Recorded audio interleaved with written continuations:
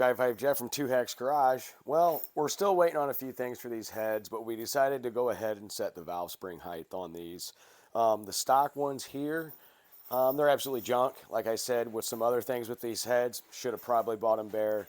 So what we decided to do was go ahead and order a set of the Howards.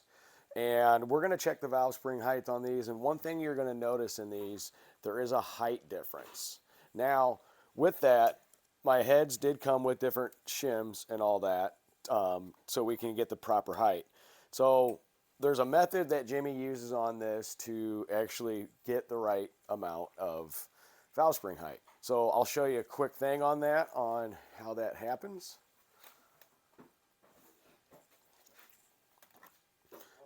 So basically what you have here is something pretty simple. You use one of the valves, you put a keeper on it with your retainer, and you put it all the way to the top. Now, I can't do this with 2 hands, but what you use is you use one of these snap gauges here.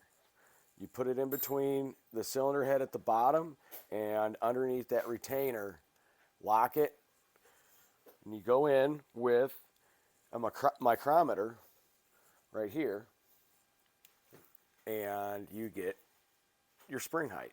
Now, where that's going to come in being important is we did go with a shorter valve. It's a Howard's, and it's a much better quality. So basically, you take your height of your valve at that point, subtract it from the measurement here, and that's going to give you your valve spring height. Then what you got to do is go in and use some of these or different ones. Jimmy's looking for better ones, and shim it up. So in this case, we were 39 thousandths out, and we're going to have to shim that up. So what we're going to do is just go ahead and get to work and start doing this. See you in a few.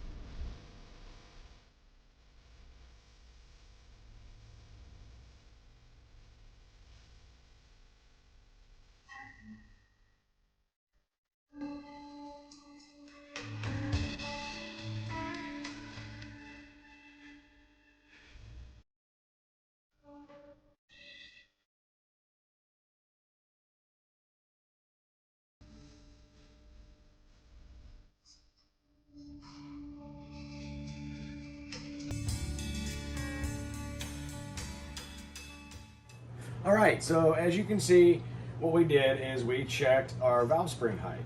And what you saw with that snap indicator gauge is I checked from the bottom to the top, and I got a measurement in there. And then I ended up measuring my valve. I took the difference between that two, knowing how much I'm going to need to shim this up. Now, with that, my stock heads, the Speedmasters, came with these shims. And as you can see here, they're pretty cheap. Not going to trust them. So that's another thing about these heads to buy bare. So Jimmy had a good idea. He grabbed a big block Chevy Manly valve spring cup, and we put it in here. Put that in there, and we're going to go with the cup design. But as you saw in that video, I was measuring the outer diameter of this, and then I measured the inner diameter of the spring. So in order for these not to walk around in there and cause problems, I went ahead and on Clay Smith cams, I talked to a very nice lady this morning, and I ordered the proper valve spring cups for my application. There's all kinds of different sizes, all kinds of different brands, did some research, and I found what I needed from a very reputable company.